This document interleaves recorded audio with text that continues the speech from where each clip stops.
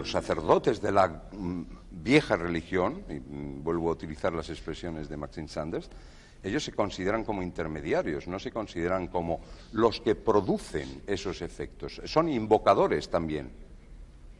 Ellos, yo he visto ceremonias, bastantes ceremonias celtas, del culto Wicca, justamente de Maxine, en las que ellas se dirigen a las torres del norte, del sur, del este y del oeste, lo cual forma una cruz.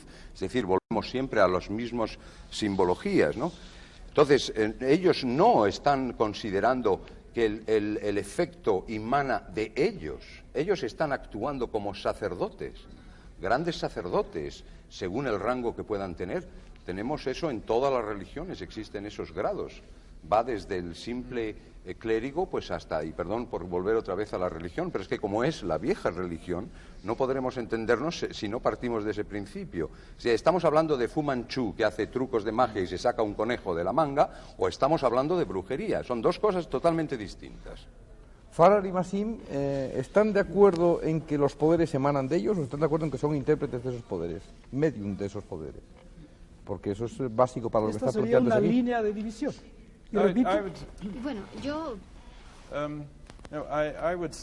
personalmente diría que esta palabra poder, los poderes, se utilizan con un poco de confusión. El poder básico que produce el efecto no es el poder individual el que emana de la persona, sino que el individuo puede tener una habilidad de hacer que surja ese poder.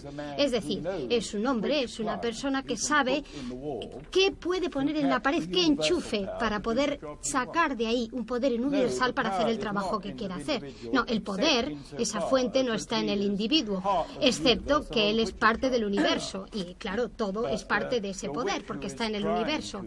Pero el brujo o la bruja que quiere producir un efecto, que lo está intentando, utiliza su habilidad desarrollada para conectar, digamos, con ese poder, por decirlo de alguna forma, con ese poder universal. Él es una especie de canal, de conducto para ese poder.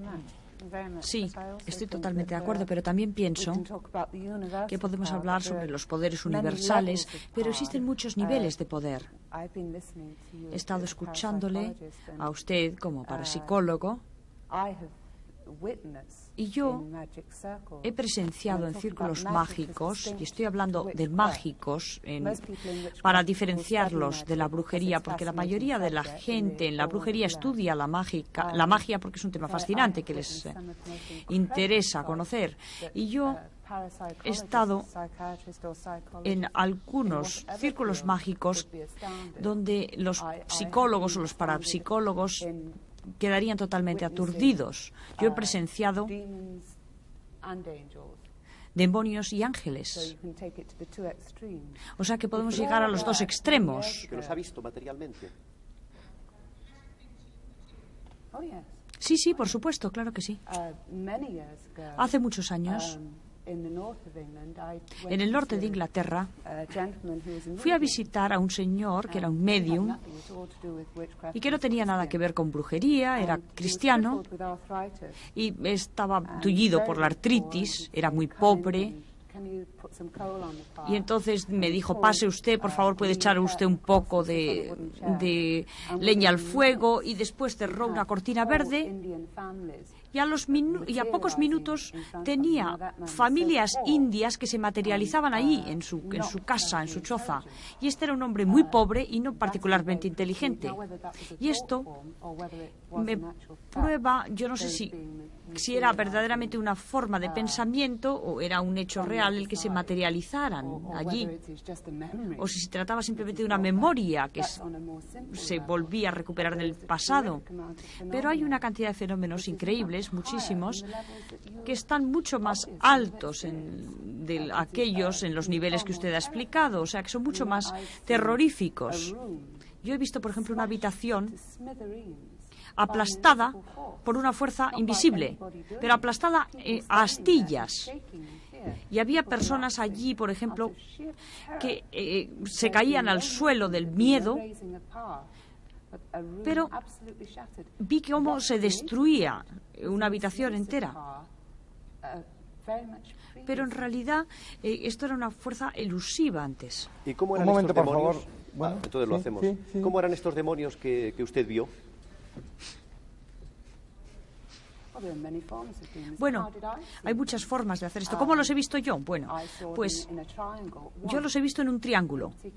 Uno en particular, en un triángulo, y no tienen forma humana, no tienen una configuración precisa, y son bastante terroríficos. Yo no sé cuál es su idea de la belleza, por ejemplo, porque a mí particularmente no me gustan, pero he visto que personas muy superiores han considerado que tenían una forma, una configuración maravillosa. Yo no sé, es muy difícil de describir algo que usted nunca haya visto. O sea que además no hay nada con lo cual pueda compararlo. Esto, como ahora hay un descanso, por lo que veo, yo le invitaría a Maxim a que durante el descanso nos hiciese un dibujo y para luego, ya que no lo puede describir, que pudiese dibujarlo, para luego después poderlo mostrar a los telespectadores. Yo quiero lanzar también sobre el tapete, haciendo siempre un poco de abogado del diablo, y lo digo una vez más entre comillas, que el hecho de que realmente en numerosos pasajes bíblicos sí que se describen en ángeles y demonios, eso es cierto, creo yo. Bueno, vamos a hacer el alto de programación e inmediatamente continuamos.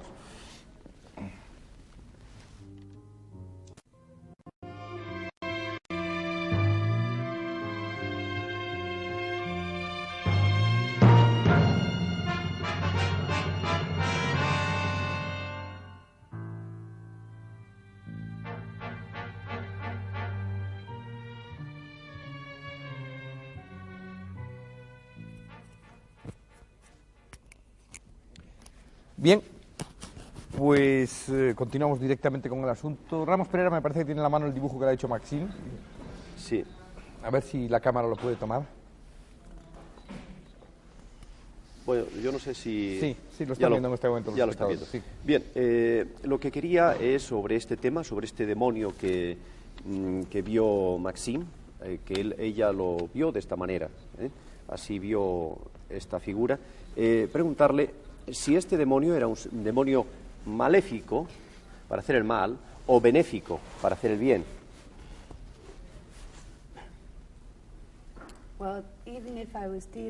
Bueno, incluso si estuviera, digamos, enfrentándome a un espíritu de mucha altura, un ser de mucha altura, no sé, yo no podría decir, esto es como energía bruta, verdaderamente energía bruta.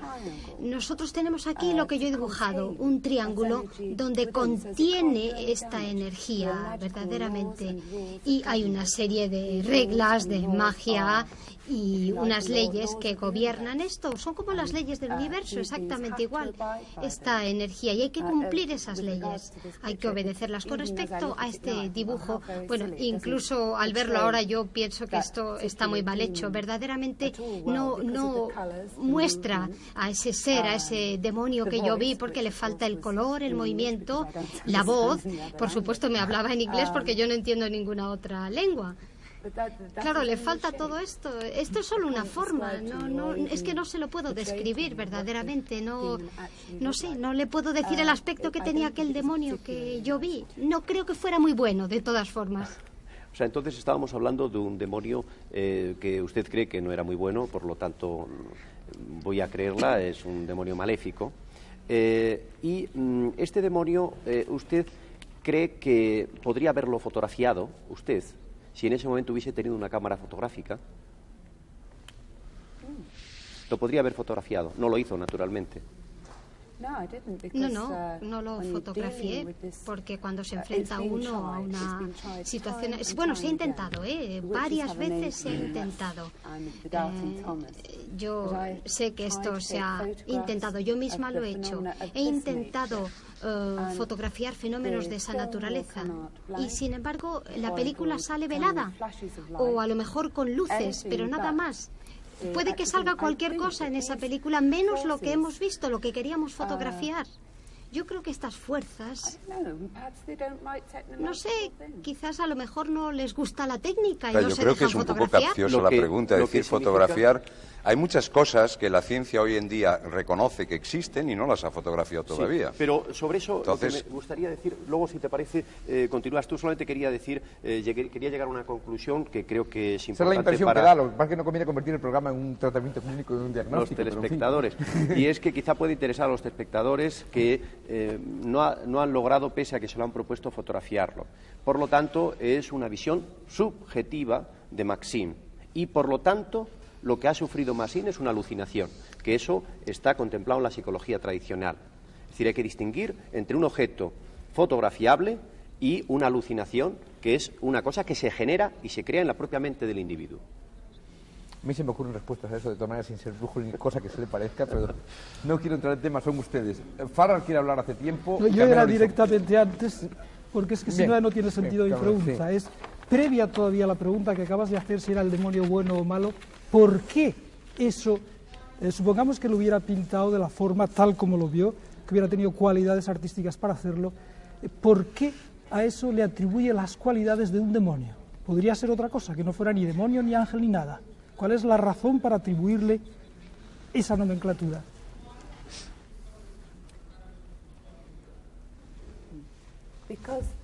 Porque el mago que estaba realizando el ritual había realizado un ritual preciso para invocar a un demonio concreto. Pero no podría haber venido otro demonio que no fuera ese, u otro ángel que no hubiera sido llamado.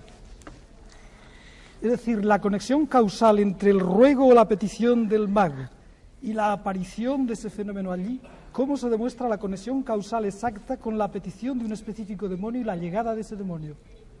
Es una pregunta.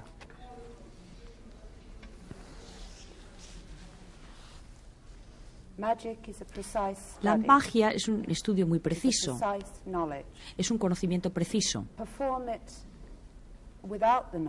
Si se realiza sin el conocimiento, entonces se pueden cometer errores terribles y acabar en un manicomio, porque la magia es muy peligrosa y estoy de acuerdo con ustedes en que otro demonio podría quizá haber entrado en el triángulo o quizá estar fuera del triángulo, y yo podría ser que ni siquiera estuviera aquí con ustedes hoy, pero es una cosa tan precisa que si se tiene un buen mago, una persona que sabe verdaderamente lo que está haciendo, no comete errores, no puede cometer errores.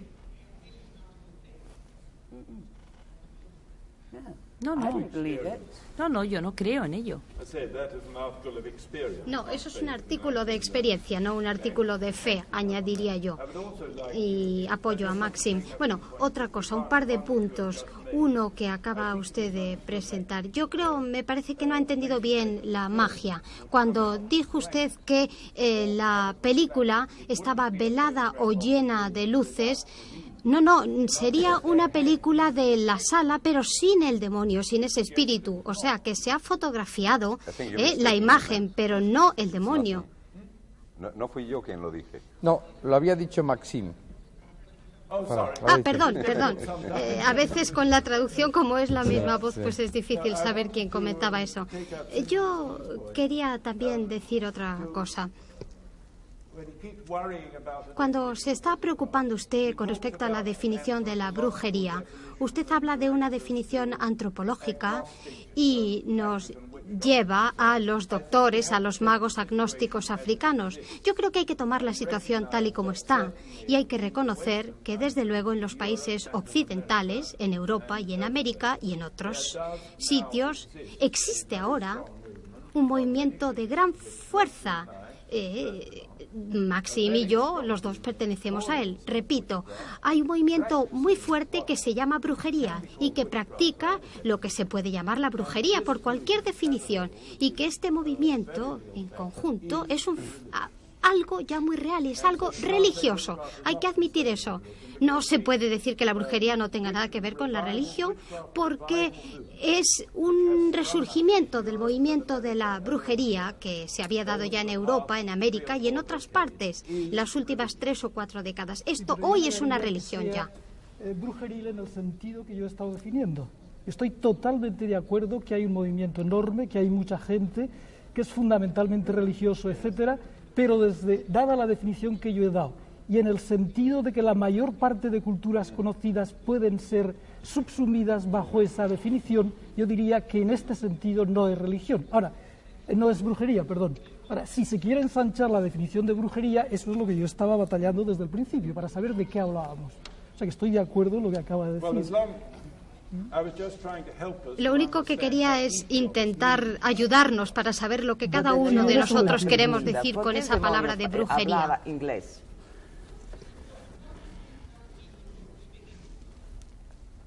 No tengo la más remota idea. Probablemente porque yo no entiendo ningún otro idioma. ¿Usted cree que el demonio habla entonces dal demonio una cualificación material? Porque él habla en el idioma que usted entiende. ¿Y no cree usted que con seres de metafísicos no hay idioma y no hay semántica? El problema es mucho más distinto. ¿No le parece tratar de poner el problema en un nivel muy subjetivo?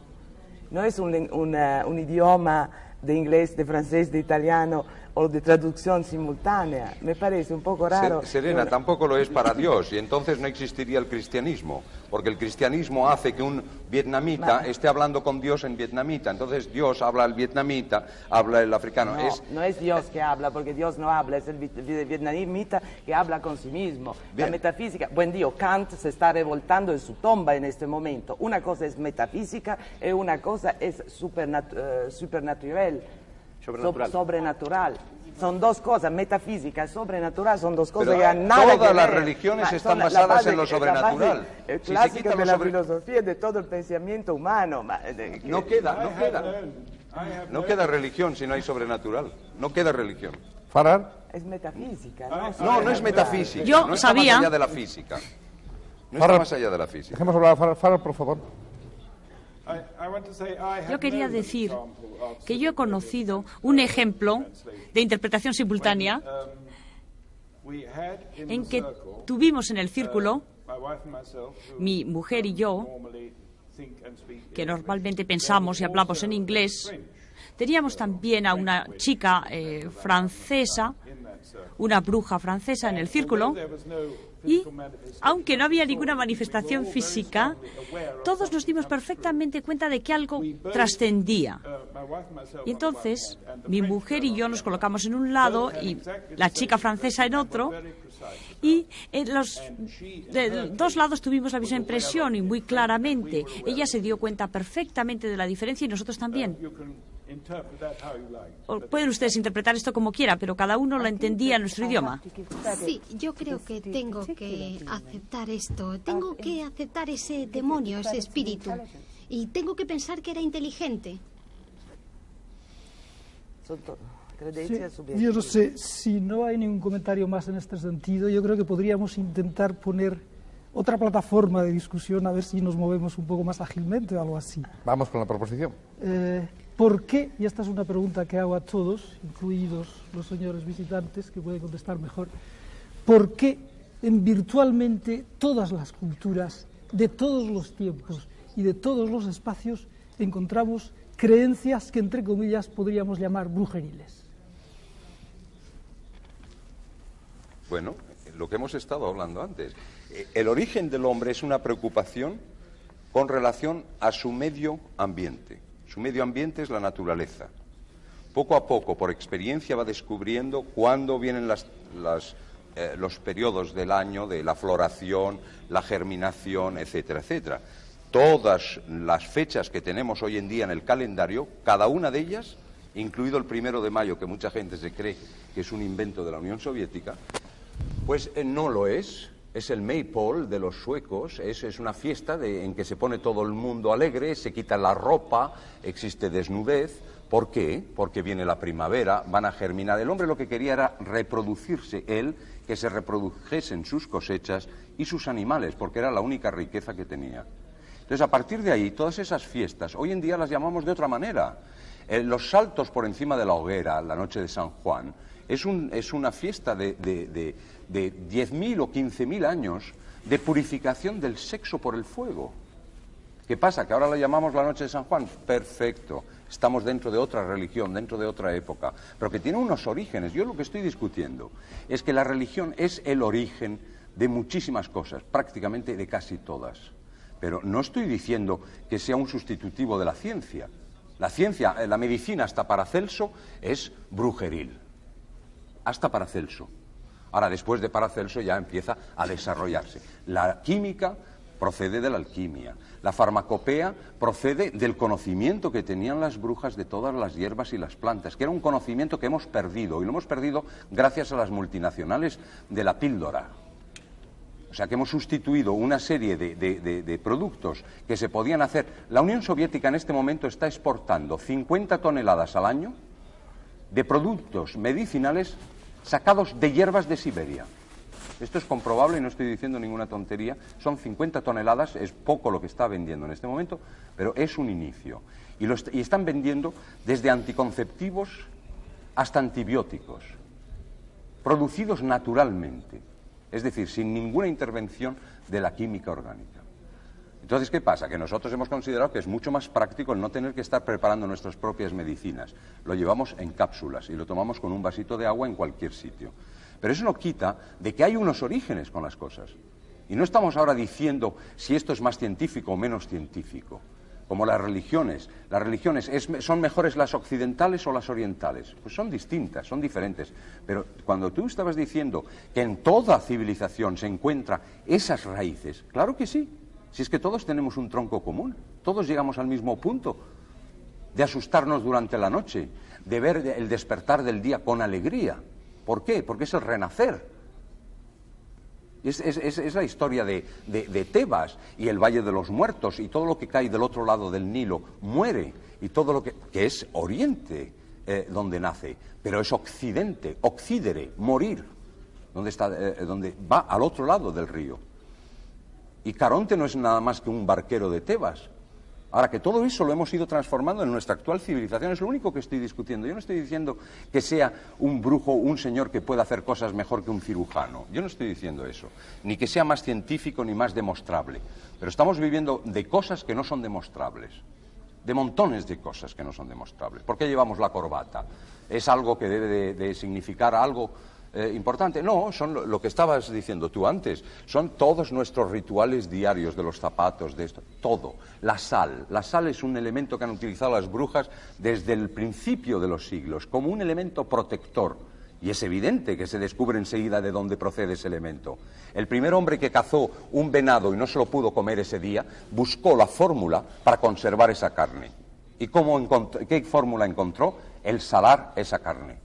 Y la sal, hoy en día, yo he visto a Vicky Greenwood irse de su casa y como no tenía nadie que le guardase a los niños, una bruja también inglesa, pues echó sal en la acera alrededor de la casa y se marchó tan tranquila diciendo, he dejado a mis niños protegidos.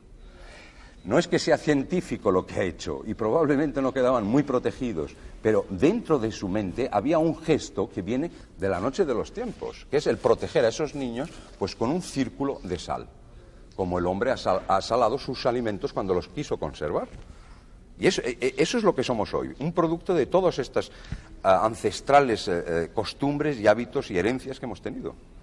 Ya sé que no es científico, pero es que vivimos de montones de cosas que no son científicos, gracias a Dios. No es necesario para llegar al conocimiento pasar por la ciencia. La observación y la meditación nos conducen algunas veces igual rápidamente y algunas veces mejor. Evidentemente nos faltan técnicas o palabras para explicarlo, pero tenemos el poder del conocimiento por la meditación y la observación de las leyes naturales, que es lo que nos han enseñado nuestros antepasados cuando empezaban a contemplar los movimientos de los astros y las relaciones que estos tenían sobre las plantas y sobre sí mismos. Ellos llegaron a unas conclusiones que nos han transmitido por una serie de tradiciones multimilenarias y hoy en día encontramos otra vez estas leyes. No hemos inventado nada, simplemente seguimos reencontrando cosas de todo aquello que han descubierto hace muchos años. Nosotros tenemos unos métodos, unos medios distintos que nos permiten creer en nuestro pseudo progreso, cuando de hecho no hemos hecho ningún progreso desde el Neolítico. Cuando una especie destruye su propia especie no podemos hablar de progreso. O sea que vamos a hablar de brujería, de poder, vamos a tratar de tener un poder militar, un poder económico, un poder mental, un poder religioso, pero todo esto en realidad es la aprehensión del hombre. Pero hay algo que le supera, que es más allá, que va más allá de todo esto y que le hace Dios. Y el hombre va verdaderamente a adquirir estos nuevos poderes, va a convertirse en el gran alquimista y en el gran brujo que está simbolizado en el zodíaco por las dos paralelas ondulatorias. Y estamos verdaderamente en el umbral de este momento. Y aquí, ¿por qué nuestra civilización se acaba en el desorden y en la confusión? Yo no quería hablar de todo eso, pero hacía falta que defendiera como astróloga y como bruja la astrología. Planteo más preguntas. ¿Alguien quiere intervenir con esto que se ha dicho? Farrar, quizá. Me parece que está en actitud Vicente. Sí, yo quisiera hacer una pregunta. Dijo al principio que la astrología, la señora Soleil dijo que no tenía tanto que ver con todo lo demás. Me parece que es un poco escéptica y, sin embargo, la brujería quiere investigar y entender la relación entre los distintos niveles de la realidad y cómo se relacionan todas estas cosas. Yo hubiera pensado que cualquier astrólogo haría lo mismo. No sé, ¿qué le parece a usted? Le pregunto a mi vecina, la señora Foglia. Astrología, como yo dije antes, es un estudio. Yo no pienso para nada que astrología tiene que... no soy de acuerdo tampoco con Madame Soleil. No creo que la astrología sea una brujería. Como ya dije, la astrología era un estudio astronómico que después se dividió de la astronomía y es una lectura de símbolos, muy distinto. No hay nada que ver, usted no tiene que tener poder, ningún poder parapsicológico o paranormal para estudiar astrología o ser un buen astrólogo. Nosotros estudiamos la interrelación entre el cosmos, el sistema solar, y la Tierra, y esto es también un estudio de la física, como usted sabe. Nosotros estudiamos de otro lado, del lado simbólico, o también, si quiere, a veces del arquetipo de esta simbología, que tiene que decir del principio, de los símbolos primeros. Bueno, no creemos al poder, creemos que es solamente una ricerca, una investigación. Entonces es una cosa totalmente distinta y creemos que esto sirve solamente para conocernos mejor el hombre y eso es todo. Entonces yo soy en una posición totalmente distinta de todo eso que hablamos anoche. Vamos, Pereira. ¿No piensa usted que quizá el astrólogo posee, sin embargo, un poder, puesto que se conoce a sí mismo, conoce sus límites, conoce sus medios y conoce a los demás? Y por consiguiente, si actúa como es su deber, entonces posee un poder de persuasión, por ejemplo, porque hay que explicar a las personas lo que son, lo que pueden hacer, lo que deben esperar de sí mismos. Y yo creo que conocerse a sí mismos es el primer aprendizaje intelectual del hombre. Y a partir de este momento, aquel que puede hacer comprender al otro lo que es, yo pienso que ya tiene un poder muy importante. Sí, pero si nosotros utilizamos la brujería como un poder, yo creo que la astrología también es un poder. Y por lo tanto también una brujería, o sea que volvemos siempre sobre el mismo tema. Sí, pero es muy distinto porque también la astrología puede hacer mucho mal porque sí está hecha para gente que no sabe y no tiene una cultura suficiente. ¿Por qué en psicanálisis, en todas las ciencias humanas hay el control para evitar el transfer? Porque si yo conozco mucho de usted, le hizo el horóscopo y conozco mucho de usted, yo puedo proyectar mis propias ideas, mi propia personalidad en su personalidad. Entonces, para no hacer esto, yo tengo que tener o una madurez, o una preparación, o algunos instrumentos que me permiten de no hacer esto. Ma esto es una práctica puramente psicológica. Se hace en todas las disciplinas psicológicas también. Yo quisiera, antes de hacer una pregunta a las dos especialistas en astrología que tenemos hoy en el estudio, hacer un comentario sobre los horóscopos que hoy publica la prensa de Madrid. He cogido un horóscopo de la prensa de la mañana y un horóscopo de la prensa de la tarde.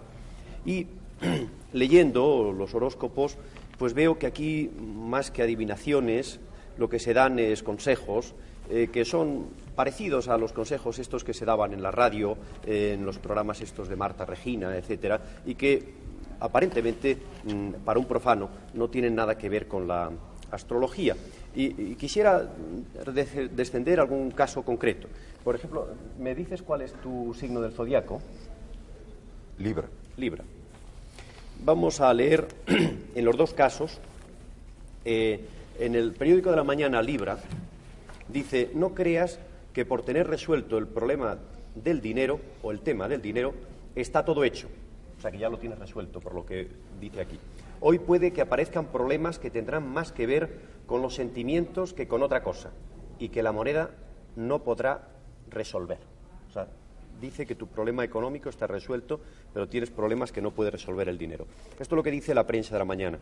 En la prensa de la tarde, el mismo signo dice: amor, no demuestres esa faceta que a veces sacas a relucir y que nadie espera. Me refiero al autoritarismo, al mal genio.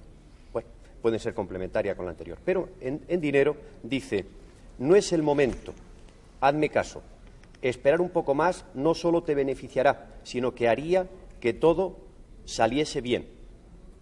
Luego dice que tu salud hoy es regular. Bueno, pero es que a mí hay un hecho que me preocupa de esto. Y es que esto es para los nacidos del 24 del 9 al 23 de octubre. Y si me permite, le voy a responder directamente. El signo de Libra, hoy podemos decir, es un signo que a veces no se resuelve. Son personas que no encuentran su equilibrio con facilidad, que hacen algo y después se echan para atrás y lo sienten. El astrólogo que hace horóscopos no lo puede hacer para una sola persona, eso no existe. Él se interesa por el movimiento del cielo, por dónde están todos los planetas, y entonces da consejos. Él tiene un conocimiento general de Libra y entonces ve los movimientos de los planetas entre ellos. Y lo único que puede dar son unos consejos que no tienen nada que ver con una indicación precisa con respecto a un signo astrológico individual. Eso es imposible. No se puede responder a 50 millones de lectores como se podrían definir así. No se puede responder a una persona lo que le va a pasar en un momento dado, porque tenemos todos los elementos, pero en general. Es como si vamos al médico, le enseñamos el pie y entonces le decimos: bueno, mire, aparte de eso, ¿por qué me duele la cabeza y el hombro y tal? Es que eso no se puede hacer. Sí, perdón, es que me gustaría terminar, es que me ha interrumpido Madame Soleil, me gustaría terminar la argumentación. Decía que hay una cosa que me preocupa, y es que, por ejemplo, Libra son los que han nacido del 24 de septiembre al 23 de octubre. Y Escorpio, que es los que han nacido el día 24, es decir, han podido nacer unas horas después. Resulta que es todo lo contrario lo que le ocurre hoy. Y es que dice: si crees que por controlar una serie de negocios ya lo tienes todo hecho, estás en un grave error, tan grave que incluso puede poner en peligro tu propia supervivencia económica. Es decir, que estamos por unas décimas de segundo, o somos ricos o entramos en la más grave catástrofe. Lo que quería decir, Madame Soleil. Bueno, por algunas décimas de segundo, la persona que hace un horóscopo, el que estudia la astrología, no puede hacer una línea de un signo a otro, así, tan clarísimamente. No se puede tomar un horóscopo seriamente para una sola persona individual, como digo. Estos son unos consejos generales, porque el astrólogo sabe que, por ejemplo, en este momento, en Escorpio, tenemos Urano, que es la rebelión, los golpes, una cierta influencia que viene, esas ideas que no se ha reflexionado y que las cosas se hacen, esos ímpetus. Y entonces esas personas que son muy audaces corren el riesgo de dejarse llevar por esas influencias, a lo mejor. Y entonces les da una especie de consejo, una advertencia. Pero, señor, por favor, el horóscopo en general no se puede tomar así. No puede dirigirse a cada individuo particularmente, no. Son buenos consejos, orientaciones, es todo. Pero no tiene ningún otro valor. Vuelvo a repetirlo. Me alegra mucho que Madame Soleil haya dicho esto. Es muy importante. Creo que es muy importante que usted precisamente haya dicho esto. Porque hay muchísimas personas que están siguiendo los horóscopos al pie de la letra. Y se está sustituyendo el horóscopo su libre albedrío. Por eso es muy importante que usted, Madame Soleil, diga que la gente no tiene por qué seguir los horóscopos. Sobre todo, yo quería decir que lo que dice Madame Soleil es muy justo, ma que los horóscopos de los diarios en general no tienen ningún sentido, ni tampoco de Plutón en Libra, ni tampoco de Urano en Escorpio. Los horóscopos de mass media, de diarios en general, son hechos para el señor redactor que está al diario, que no sabe nada de astrología, porque es muy difícil. Los 12 signos de los zodíacos es una tipología general, abstracta, no se puede decir nada que pase a uno o al otro, son todas tonterías. La astrología, para tener algún sentido, tiene que ser un horóscopo hecho para la persona, para la singular persona, y cada horóscopo de cada persona es totalmente distinto de los otros. No solamente, ma cada persona tiene su horóscopo personal y el sol, la posición del sol, que es el signo natal, es uno de los 34 elementos y de las posiciones angulares de los planetas que son en el tema natal, que no se llama horóscopo, se llama tema natal de cada uno. Entonces eso que está en el diario es como un poco, una vez como usted decía antes, la señora que contesta nella rubrica así diciendo, bueno, si le va bien o no le va mal. Es una cosa consolatoria de ningún sentido. Eso es lo mismo en ciencia con los linfáticos, los nerviosos o los cerebrales, ocurre lo mismo. Un linfático es muy capaz de tomar decisiones y de ser incluso en un momento dado o sea, son tipos, son generalidades y que lo que no se puede hacer es individualizar en ninguno de los casos, pero en la ciencia sucede lo mismo. Pues todos los mediterráneos son más bien bajitos, pero luego se puede encontrar un mediterráneo más alto que muchos nórdicos, o viceversa.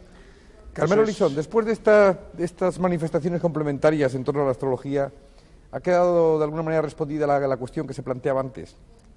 Si no recuerdo mal, era precisamente el por qué coincide que los planteamientos que se hace la brujería coinciden con otro tipo de religiones a lo largo de la historia. ¿Era eso? ¿Era por ahí? No, lo que sí me ha interesado cuando ha comenzado a hablar Serena es que ha dicho que era fundamental en el estudio de la astrología el simbolismo. Y esto sí que le querría preguntar un poco más, que nos dijera qué es a los profanos. Bueno, usted sabe que el idioma mismo es simbolismo, todo es simbolismo. La semántica son símbolos. En el mismo sentido, la astrología no es otra cosa que un idioma de símbolos que se sirve no de la palabra, traduce en palabras después, ma se conecta con los símbolos en ellos mismos, en los arquetipos. Entonces es una semántica en realidad. Entonces por eso yo insisto que no ha nada que ver con la brujería, que otras personas que alguna persona puede ser astrólogos y videntes, eso es otra cosa, ma la disciplina en sí misma es un idioma, fundamentalmente un idioma de arquetipos. Generalmente en el idioma y en los símbolos y las palabras son las más de las veces polivalentes.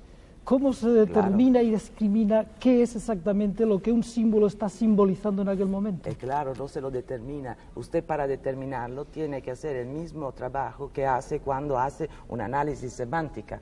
Entonces, hacer una síntesis de todos los sentidos que la palabra o el símbolo tiene, porque ¿qué es un símbolo? El símbolo es lo que no viene expresado, disculpe, el sentido de cualquier cosa que no está expresado en la cosa inmediata. Ejemplo, la paloma es un volátil, pero la paloma es el símbolo de la paz, ¿no? Entonces el símbolo tiene en sí mismo algo que no es la cosa concreta. Bueno, es una explicación muy simple. Pero ¿cuáles son los simbolizantes en todos estos casos? Esa es mi pregunta. ¿Cuáles son los simbolizantes? Que se trata de explicar cuál es el significado. ¿Son planetas o son conjunciones? Todo. Le explico muy simplemente.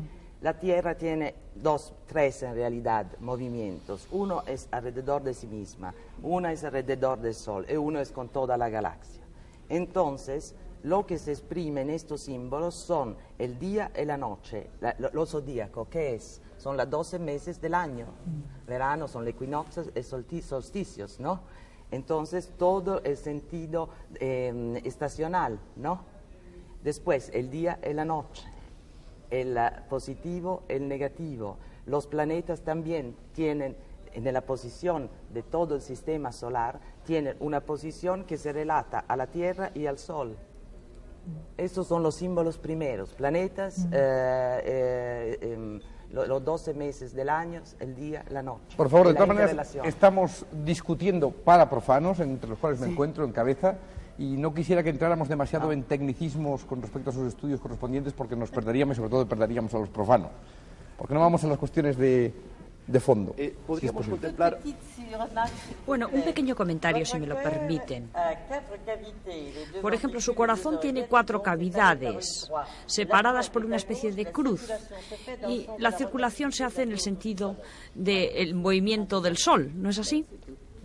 Era simplemente un comentario. Sí, quería ofrecer una contrahipótesis a Serena y a Madame Soleil sobre el punto de partida de todos los horóscopos, que es la fecha de nacimiento. La fecha de nacimiento, como bien se sabe, la técnica actual de la medicina hace que pueda ser variada y puede casualmente adelantarse. Por un accidente puede adelantarse, puede nacer un 7mesino, por ejemplo. Y para mí, me cuesta mucho trabajo creer que en el mismo momento en que uno nace confluyan todas estas fuerzas. Y, sin embargo, quizás se subestime las fuerzas que han podido incidir sobre este ser que durante todo el tiempo del embarazo, desde el momento mismo de la fecundación hasta el momento del parto, hasta incluso sería lícito pensar que, por lo menos teóricamente, que en el momento de la fecundación el elemento germinador que llega al óvulo, de entre los millones que se proyectan, seguramente será el que está más en armonía en ese momento con el universo, con el cosmos o con lo que le rodea. Es el número 1. El que llega ahí es quizá porque está más en armonía, como decía. Pero luego después hay todo un proceso. En ese proceso se define el sexo del individuo, cosas muy importantes. Se define si va a ser ciego o no, si va a ser sordo o no, si va a nacer mudo, si va a ser un mudo cuando tenga la posibilidad de hablar o no, etcétera. Es decir, en todo este proceso el individuo está fuertemente marcado por una serie de condicionantes y yo me pregunto si no estará marcado también por estos elementos externos como la Luna y cualquier otro sistema que pueda influir sobre la Tierra, porque de hecho está influyendo sobre muchas cosas recogidas en la ciencia consolidada. Entonces, yo me pregunto, ¿por qué los astrólogos no han cogido como punto de referencia la fecha el momento de la fecundación? Y quizá doy una respuesta, quizá es muy complicado, yo lo entiendo, pero no sé. Sí, el momento de la fecundación no es exactamente el momento en donde el útero se conforma en grávido. Puede que pasen 2 o 3 días. Es francamente difícil el definir ese elemento, el momento de la fecundación. El astrólogo no pretende tener todas las partes congénitas de ese individuo. Un niño prematuro, separado de su madre, que respira por sí mismo por primera vez, ya es un ser separado, es un individuo terminado ya no tiene nada que ver con la madre, incluso aunque sean gemelos, ya es un ser separado, es un universo terminado. El astrólogo no sabe, por ejemplo, si esto ha pasado o no, pero hay unos planetas que ejercen una influencia sobre ese ser en el momento de su nacimiento, sea cual sea, ¿no? Un tipo de nacimiento ectoplástico, mesoplástico, el tipo que sea, pero realmente ese es el momento. El astrólogo ignora todos esos elementos, digamos, que no le interesan. Lo importante es cuándo ha nacido ese niño, después hay un clima, hay una instrucción, una educación. Por supuesto es interesante ver su ficha médica, por supuesto, si este niño es nervioso, hepático, lo que sea, pero esos son otros elementos que siempre le van a faltar al astrólogo. La astrología es una ciencia de orientación. El astrólogo no es un adivino, él orienta, aconseja aconseja, define una gran parte de todo eso que tenemos, da unos límites normalmente muy justos, pero él da todas estas cosas para estar en armonía con esa persona que le consulta y da unos resultados positivos. Normalmente, por supuesto que hay un margen de error, ¿no? Pero se acerca mucho. El astrólogo no es un adivino, lejos esté de él el ser un adivino. Madame Soleil, puedo decir otra cosa más para su pregunta, que son tres los elementos: genético, ambiental y decimos cósmico. Ahora hay un francés muy importante que se llama Michel Gauquelin, que hizo una grande recherche, una grande investigación con 30.000 temas natal de padres y hijos. Bueno, él descubrió que cuando el chico nace, es él que estimula su nacimiento. Entonces, el chico estimula, el nene, nella barriga de mamita, estimula el nacimiento nel momento en el cual se reproducen posiciones angulares, no signos, sea bien claro posiciones angulares entre algunos planetas de sus padres o de sus abuelos. Entonces se ha formulado esta teoría que se llama heredidad planetaria, que es una parte de la heredidad genética. Entonces no es el rayo que cae encima al nene en su cunita, es antes que eso se produce y hay una ley planetaria que se repite como la ley genética. Esto como explicación de nivel científico, no solamente como unidad. Por favor, señor, de todas maneras, yo no quisiera que nos desviáramos porque esto creo que sustantivamente sería tema de otro día. Sí. La astrología es esencial. Yo creo que hoy podríamos pasar ya a ver lo que los espectadores quieren saber, porque hasta ahora sabemos lo que ustedes quieren saber, lo que ustedes nos explican. Vamos a ver lo que ellos quieren saber también. Juan Testa, ¿cómo estamos de preguntas? Supongo que hoy habrá mucha curiosidad. Efectivamente, hay bastante curiosidad. La variedad de cuestiones planteadas demuestra un alto grado de interés. Mr. Farrar, ¿qué significado tiene la noche en la brujería?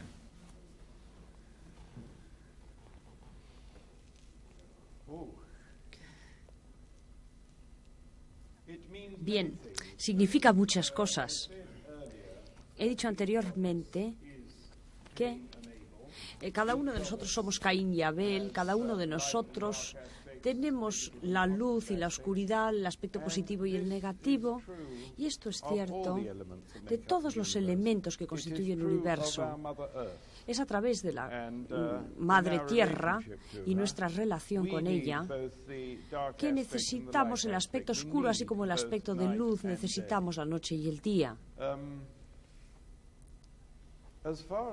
En lo que respecta a la práctica de la brujería, muchas personas no están de acuerdo sobre esto, pero en general pienso que muchos brujos, y yo concretamente entre ellos, piensan que es más fácil trabajar de noche cuando las cosas están más tranquilas, más calmas, y cuando la influencia del sol y toda la actividad que nos rodea no nos abruma tanto. Yo encuentro que la noche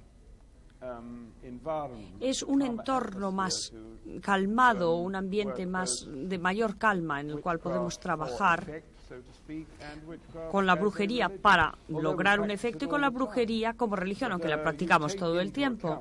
Pero tomamos en cuenta, como por ejemplo toman los astrólogos, el estado de la Tierra y del cosmos, y para ciertos tipos de trabajo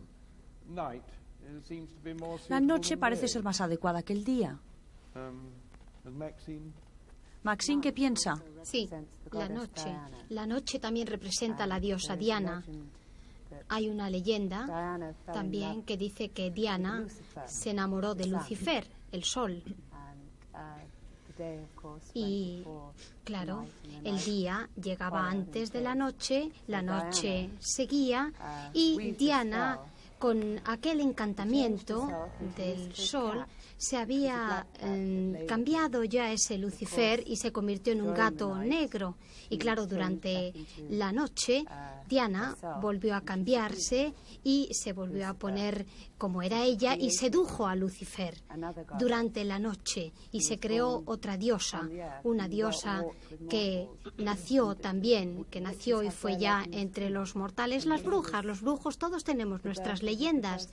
Y entonces esto ha sido realmente el nacimiento de la primera bruja, de la persona con una magia, de la persona que enseñó a la gente cómo podían ser comadronas, cómo podían cultivar la tierra, tener cosechas, que podían hacer una serie de medicamentos. Para nosotros la noche es Diana, esta diosa que nos dio todos estos bienes. Cuando trabajamos por la noche, trabajamos bajo los ojos de Diana. Y el sol es un símbolo de Dios y la luna evidentemente es un símbolo de diosa. Esto también hay que tenerlo en cuenta, como ha dicho Maxime, y tenemos que tenerlo en cuenta de acuerdo con el trabajo que realizamos. Más preguntas, por favor, Juan Testa. Exactamente no sé a quién en concreto dirigir esta pregunta. Vamos a ver quién podría responderla. ¿Las personas que lloran antes de nacer tienen algún poder especial? ¿Están predispuestas a la brujería? ¿O este hecho es meramente accidental y hasta cierto punto natural? Las personas que lloran antes de nacer. Y yo no sé de las que lloran, pero es creencia común en la mayor parte del norte de España, no naturalmente todas las áreas, que las personas que hablan antes de nacer van a tener poderes de sabia o de curandera. Las que hablan, no las que lloran. ¿Alguien tiene algo que añadir? Más preguntas, por favor. Un momento que Farrar decir al respecto. Perdone, sí, quería hacer un comentario. Podríamos decir que bueno, las personas normales y corrientes que piensan que no tienen los poderes que intenta desarrollar la brujería, piensan que eso es algo especial, entonces buscan símbolos. A lo mejor, no sé, una persona que haya llorado antes de nacer, o que tenga un labio leporino, o esto, lo otro, o sea, una persona que sea marcadamente diferente. Lo asocian esto en su mente con algo especial, con estos poderes que ellos no tienen. Entonces esa persona es distinta, tiene poderes. Más preguntas, por favor. Bien, vayamos con usted, Maxime Sanders. Hay varias preguntas que parecen muy técnicas. Empecemos con una que no lo es. ¿Es la brujería una ciencia que se estudia o es un don congénito que poseen ciertas personas? No. Yo no pienso que yo tenga un mayor poder que cualquier otra persona en esta habitación. Yo soy sensible y he desarrollado a través del estudio un conocimiento de mí misma y cómo utilizar la habilidad natural que tengo, pero que no era aparente antes de que me iniciaran a la brujería. Pero no es una cosa hereditaria,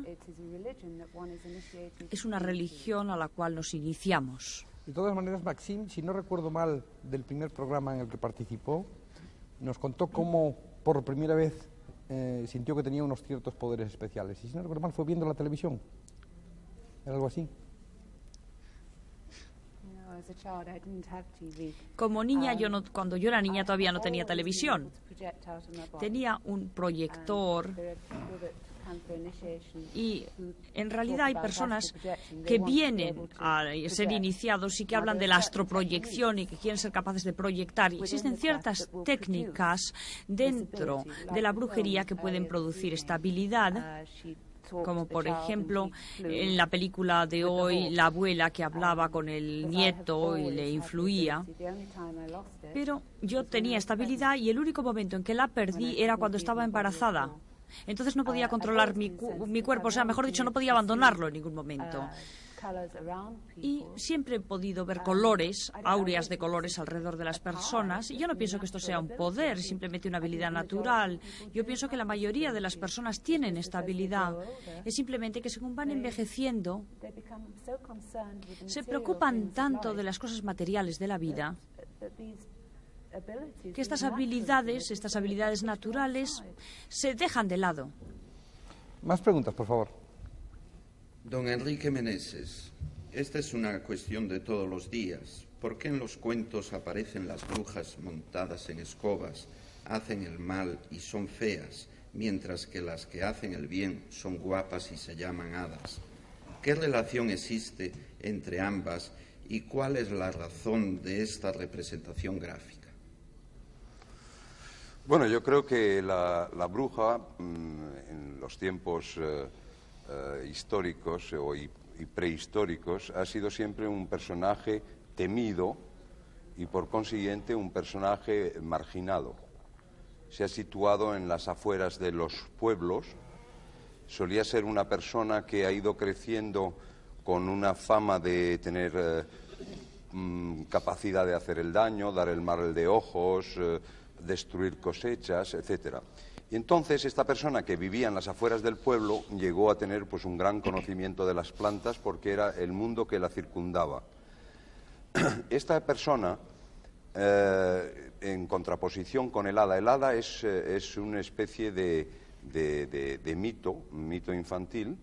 La bruja pues se le ha añadido pues verrugas en la nariz y cosas de estas, porque no había que acercarse a su casa, o sea, había que poner una serie de murallas para los niños o para incluso para las jovencitas, que la edad de la pubertad en las chicas es una edad en que se ven muchas visiones. Todos los milagros y todas las vírgenes que han aparecido son siempre niños y niñas en un cambio fisiológico muy importante, que es el de la pubertad. Y entonces estas señoras pues vivían un poco marginadas y si utilizaban la escoba, pues era más que nada como una especie de símbolo. Estábamos hablando antes con Foglia de los símbolos. La escoba realmente es un símbolo fálico.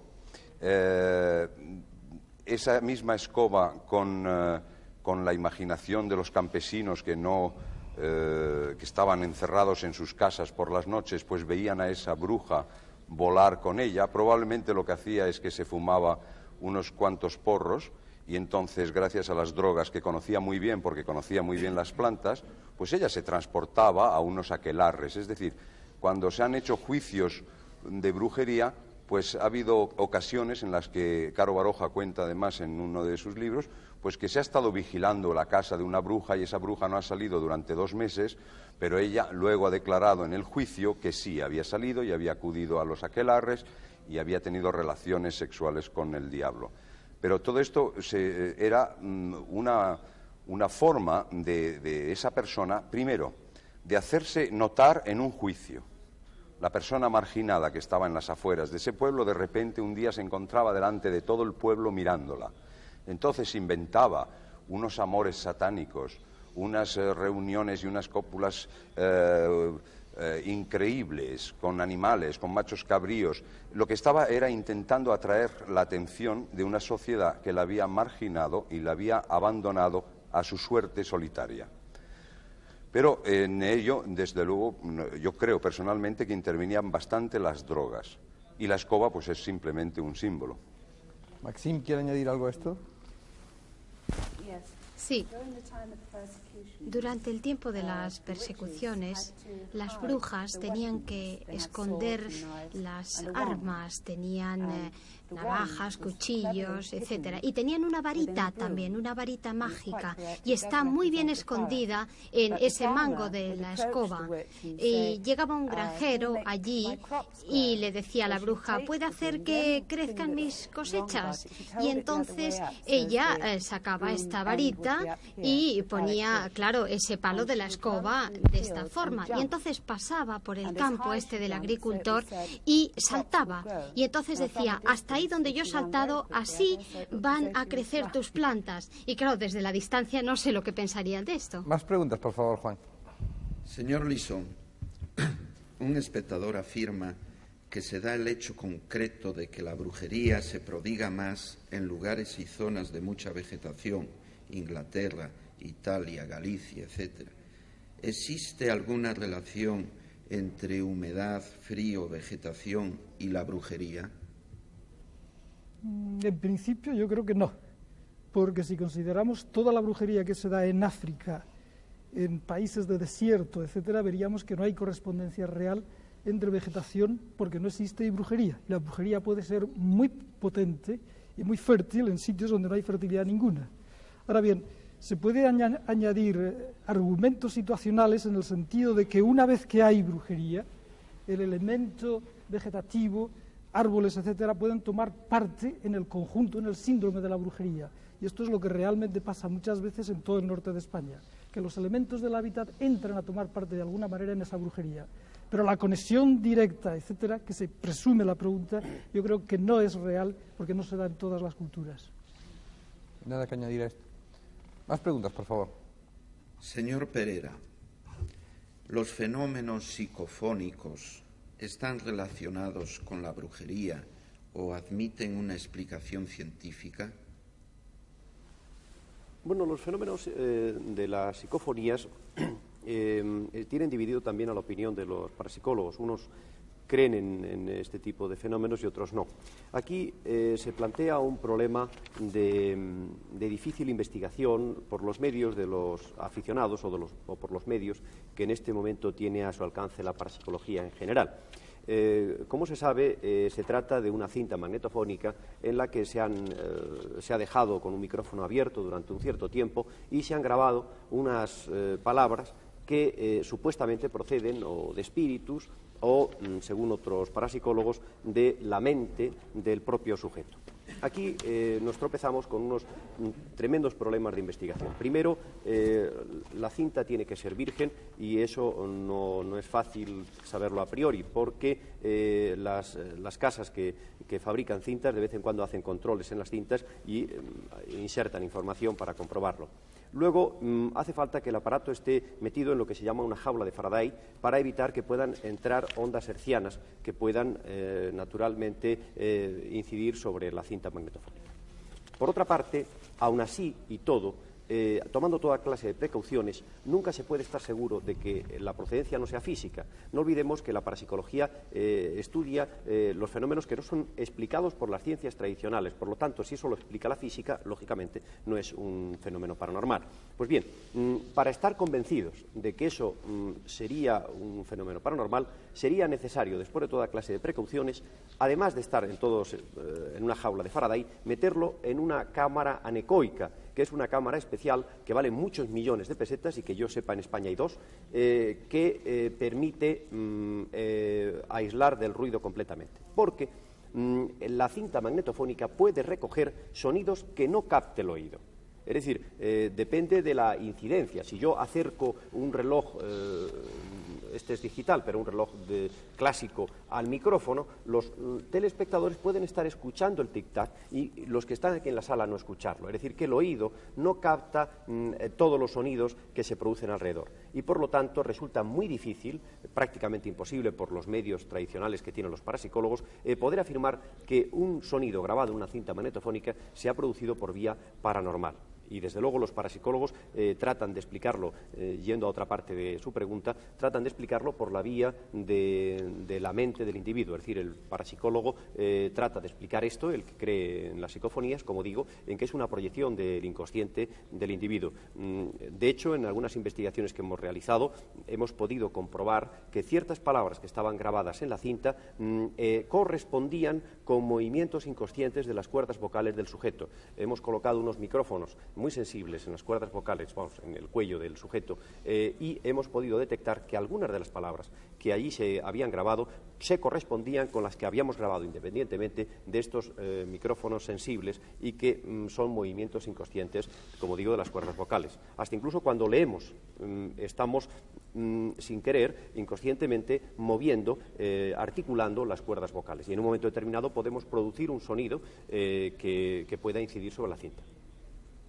¿No podría ser también, por ejemplo, como cuando se tira una piedra a una charca de agua absolutamente lisa, que no ha sido rizada por el viento, esos círculos concéntricos que se van ampliando, van disminuyendo de altura, es decir, tenemos una longitud de onda completamente distinta? ¿Cuándo termina el efecto de la caída de esa piedra, o cuándo termina el efecto de esta última palabra que yo he pronunciado. Se va perdiendo, pero no puede quedar durante un tiempo mucho más largo del que nosotros creemos, del que nuestro oído percibe. Y entonces, con instrumentos suficientemente perfeccionados, suficientemente sensibles, no podríamos recoger esas ondas desperdiciadas ya por nuestro oído, porque nuestro oído ya se ha pasado de su range, de sus límites auditivos. ¿No podría ser? Sí, esto teóricamente eso es posible, y ahí está la teoría que acabas de esbozar, que es impecable, es decir, que no se sabe nunca dónde termina la onda, es decir, irá disminuyendo, ahora es la mitad, la cuarta parte, la octava, pero sigue ahí. Lo que ocurre es que los magnetófonos tradicionales no están concebidos para captar ese tipo de ondas ya residuales. Yo estaba acordándome cuando estabas hablando de un caso que hay en Italia, que conocerá seguramente Serena, que es las experiencias que está realizando el padre Ernetti en Venecia, con una cámara que dice que fotografía el pasado. Y su tesis es que la imagen del ser humano no se pierde, está ahí de alguna manera, y él cree que ha sido capaz de recuperarla a través de esta cámara fotográfica. En realidad yo pienso que no, porque cuando el padre Ernetti obtiene una determinada fotografía, está completamente seguro de que se trata de Jesucristo, cuando naturalmente no tenemos ningún documento gráfico que pueda atestiguar que una determinada cara es la de Jesucristo. Y es sospechoso que el padre Ernetti, que es católico, cuando ve una determinada cara que cree que es Jesucristo, yo pienso que, en todo caso, puede tratarse de una proyección mental del padre Ernetti sobre la cámara. Es decir, que hay una experiencia que es la de Tep Serios en Estados Unidos, que es un sujeto que se concentra sobre una cámara fotográfica de tipo Polaroid y impresiona la placa fotográfica y a veces obtiene fotografías de lugares lejanos. Yo creo que, en caso de no ser fraude, lo que está haciendo el padre Ernetti está más cerca de su explicación de las experiencias que está realizando Tep Serios que de la hipótesis que tú has barajado, pero que, por supuesto, yo creo que en un futuro eso será una posibilidad. El caso este que es un griego, este norteamericano, Tep Serios, ¿no? Sí. Este hombre lo que puede estar haciendo es actuando como un transmisor. Él pone la frente, le enseñan anuncios en una revista, cierran la revista y le dicen Londres, no ha estado nunca en Londres, y es capaz de reproducir una torre de Londres muy aproximada a partir de lo que recuerda que ha visto antes. Entonces, esto nos lleva al caso en New Jersey de una fábrica que se incendió como 4 o 5 veces. Se hizo una investigación, nunca se sabía a ciencia cierta si era sabotaje, en fin, no podía ser sabotaje porque eran incendios estúpidos. Y entonces unos investigadores que hay en un equipo de investigación en Nueva York que se dedica a estudiar la electricidad estática, hizo un estudio de cada uno de los empleados y se encontró con una chica que tenía 30.000 voltios y que había tenido ya, cuando la interrogaron, varios casos de estar bailando, sencillamente, e incendiársele la blusa, que era probablemente de fibras acrílicas, ¿no? Ella siempre pensó que era alguien que estaba bailando detrás de ella con un cigarrillo, pero realmente es que generaba ella tanta electricidad que con las fibras y probablemente también con el roce al bailar y todo eso, provocaba los incendios y era la causante de los incendios en la fábrica. Entonces, esto quiere decir que si una persona puede llegar a unos voltios tan elevados, pues debemos de concebir el ser humano como un receptor transmisor. Lo único que no tenemos en este momento quizás los aparatos para recepcionar ese mensaje.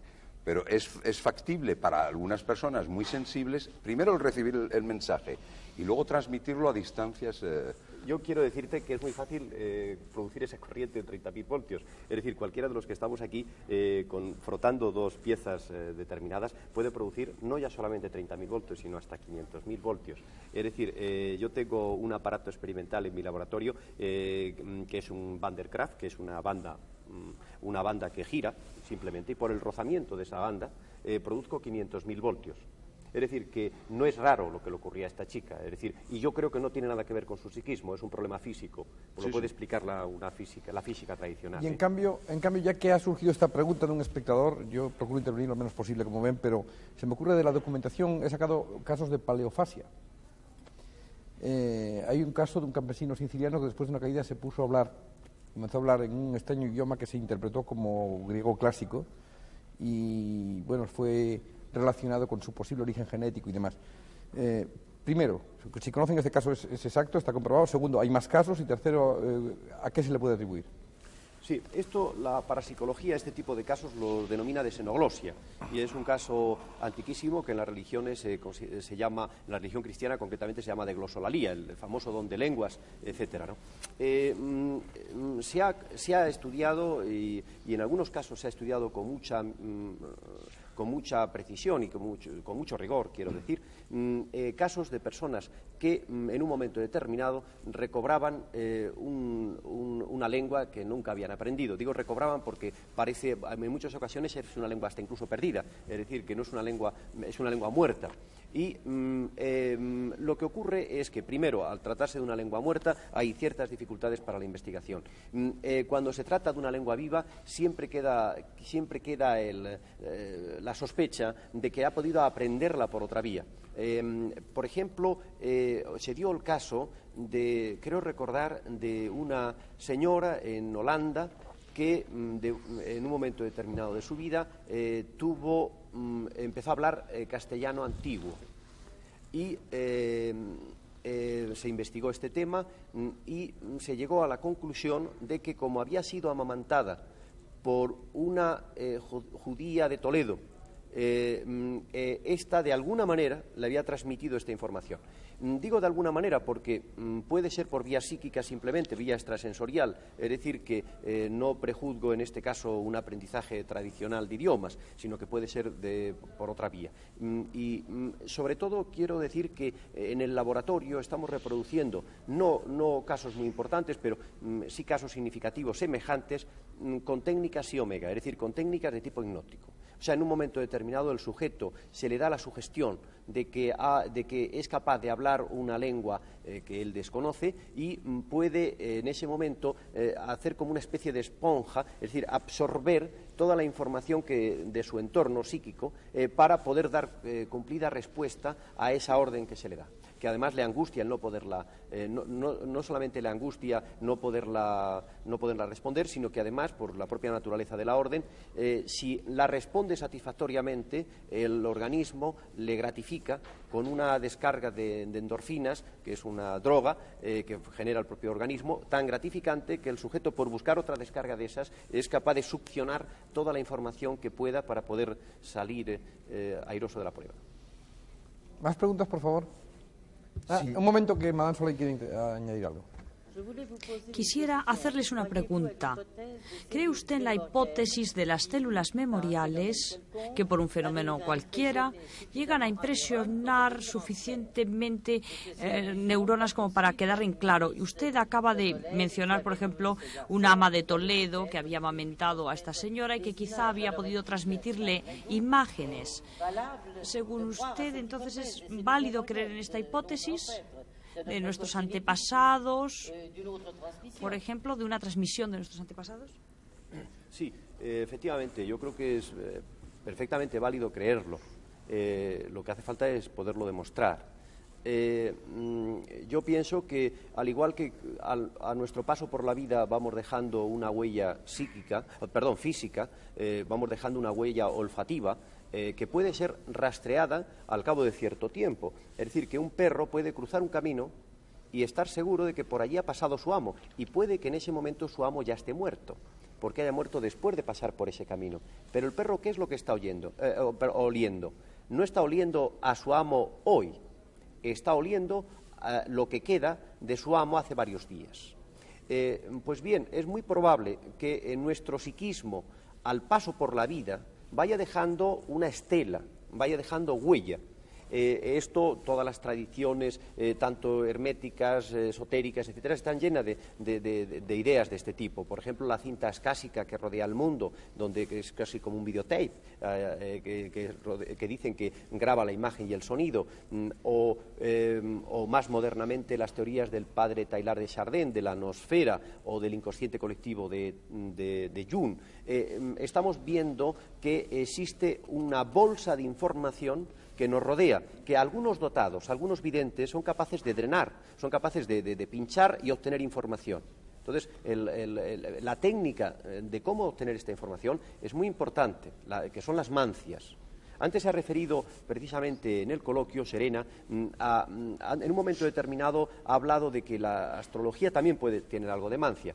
Y yo creo que este es un punto muy importante. Este es un punto muy importante. Distinguir entre la astrología y la astronomancia. Es decir, lo que tiene de seguro, es decir, lo que tiene de computable por todos los que de teoría general y lo que puede tener de elemento interpretativo. Es decir, las mancias, como decía Jung, es un sistema de gatillo. Es decir, la información puede estar en el inconsciente. Es como un teletipo que tiene una información ahí, pero si yo no tiro del papel y la leo, no sirve para nada, está ahí oculta en realidad, está en una zona de penumbra, está en el inconsciente. Pero en un momento determinado se puede producir ese gatillo, ese disparo, que haga que esa información que está en el inconsciente pase al consciente. Y entonces en ese momento estamos teniendo acceso a esa información, que es cuando yo corto la hoja de papel. Pues para mí ciertos tipos de adivinación, como los pozos de café, la cartomancia, los que ven el vuelo de las aves, etcétera, tienen el común denominador ese. Es decir, cada uno busca el método que mejor le acciona su gatillo. Igual que me parece que era Newton, necesitaba oler una manzana para estar inspirado. Es decir, ese era su gatillo, ¿no? Bien, vamos con más preguntas y por favor ahora sean breves en las respuestas, que nos queda ya muy poco tiempo. Adelante, Juan Testa. Señora Foya, ¿qué es el campo magnético de una persona y cómo influye en su vida vegetativa y en la intelectual? ¿Se puede establecer una relación entre este campo magnético y la brujería?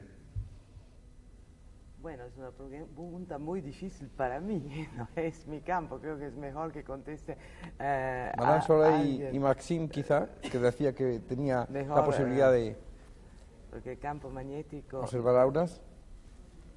Madame Soleil, quizá, primero. El campo magnético y la brujería, no sé, ponemos otra vez a la historia de la definición, cosas que no se explican muy bien.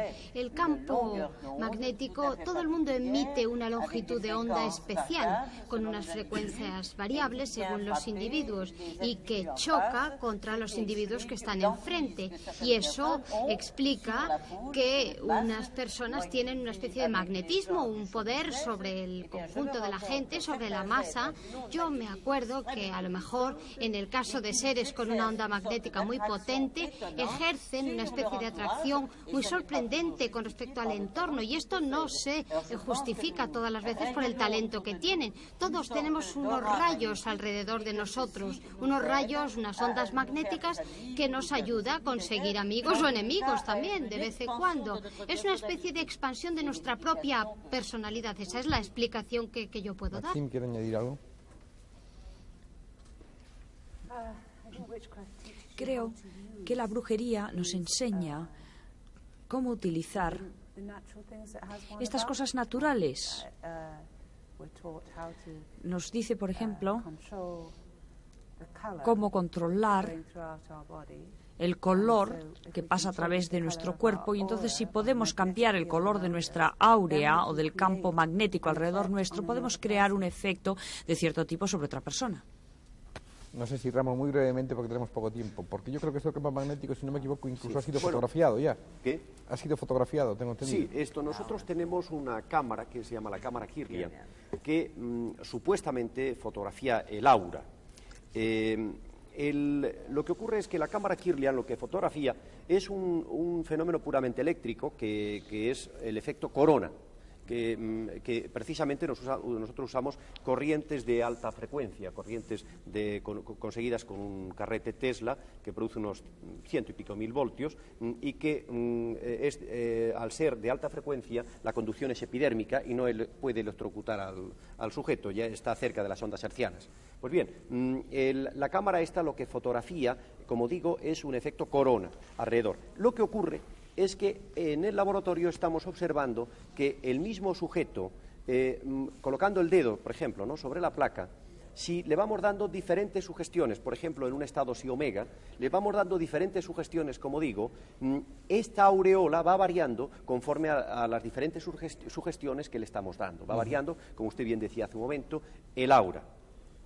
Lo que pasa es que nosotros creemos que se trata de un fenómeno que será explicado en el futuro por la fisiología, es decir, que estamos hablando de modificaciones en la exudación, en la proyección de feromonas, en la corriente sanguínea, etcétera. Yo creo que el aparato lo que detecta son modificaciones muy parecidas a las que detecta el famoso detector de mentiras. Es decir, que el detector de mentiras, cuando le hacen una pregunta al sujeto que es embarazosa para él, eso le impresiona tanto que empieza a sudar, empieza a modificar ciertos elementos fisiológicos, y eso va haciendo que se cambie la resistencia de la piel, etcétera, y influya en el polímetro ¿no? Pues yo creo que la cámara Kirlian en el futuro posiblemente tendrá una explicación parecida a esta.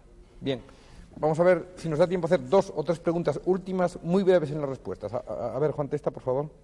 Señor Farrar, ¿qué requisitos exigen de una persona? ¿Qué pruebas ha de superar para ser aceptada en el círculo de los brujos?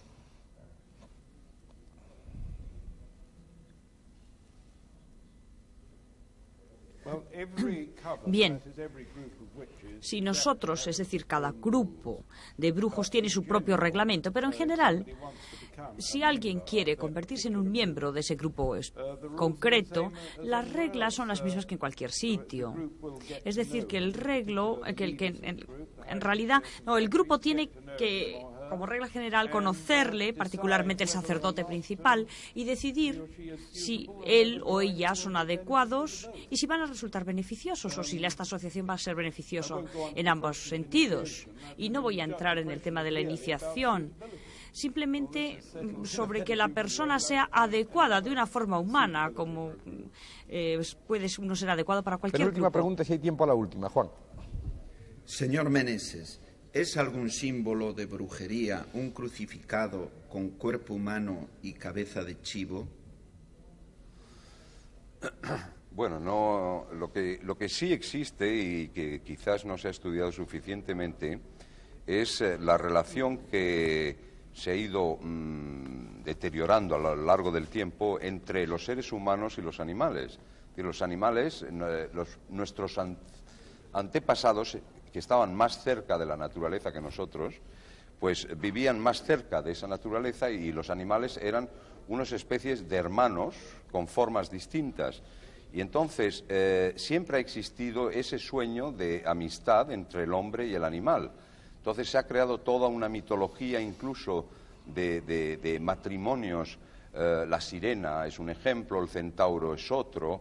Llegamos hasta los tiempos modernos en que Walt Disney hace las delicias de los niños haciendo que los animales se parezcan un poco más a nosotros. Es decir, yo no veo la cuestión del crucifijo, no la conozco, la de un crucificado con mitad cuerpo de animal. El macho cabrío siempre ha tenido la categoría de un reproductor, de una especie de macho, más que en otras especies. Entonces, por eso quizás en brujería lo consideran como una fuerza reproductora, progenitora, pero siempre, y en los aquelarres y todo, cuando se han encontrado hombres y animales, es porque se ha intentado volver a unos principios de la historia de la humanidad en la que el hombre vivía muchísimo más cerca de sus hermanos los animales. ¿Algo que añadir, Maxim, a esto? Es la última intervención. No, yo no quiero que en mi templo haya ningún macho cabrío maloliente. Muy bien, es lástima no llegar a esa última pregunta, esa tercera final, pero el tiempo ya se nos ha echado encima, es señal de que las respuestas serán copiosas, abundantes y yo espero que clarificantes. De todas maneras, supongo que ustedes, como todos, se habrán dividido en crédulos o incrédulos, o creyentes y no creyentes según los campos, pero en cualquier caso que esto haya servido para conocer un poco más en torno a la brujería y ciencias afines. Y vamos sencillamente, después de agradecer a nuestros contertulios de esta noche, siento, Carmelo Lisón, que al final yo quería haberle interpelado en función de una moraleja final, puesto que era aquí el verdadero abogado del diablo, pero el tiempo, insisto, se nos ha echado encima. Saben ustedes que la próxima semana vamos a hablar de otro tema realmente complejo y últimamente muy controvertido, Caín y Abel, y todo lo que esas dos palabras, todo lo que esos dos nombres, todo lo que esas dos leyendas o historias comportan, cainismo, abelismo, etcétera, etcétera. Contamos con Al este del Edén, esta vez creo que se puede decir como fijo, y los que hayan visto la película de esta noche creo que también les valdrá para la semana próxima, como punto de partida. Muchas gracias, señores, por su participación, muchas gracias por la suya, hasta el próximo sábado, muy buenas noches.